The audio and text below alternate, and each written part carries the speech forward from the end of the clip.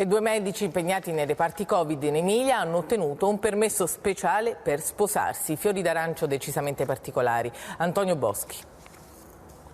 Io, Federico Pizzarotti, ufficiale dello Stato civile e sindaco del Comune di Parma, li dichiaro, in nome della legge, uniti in matrimonio.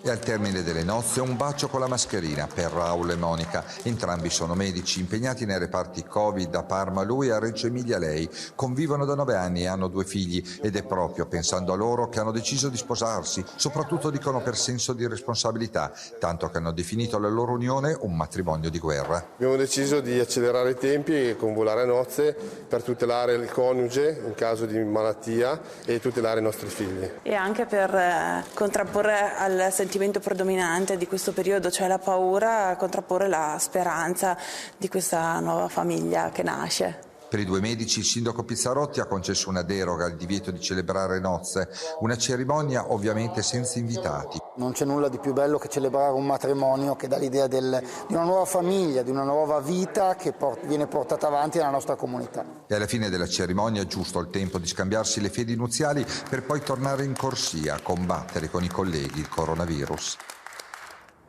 Il punto ora sui dati della Protezione Civile, lieve aumento dei contagi ma crescono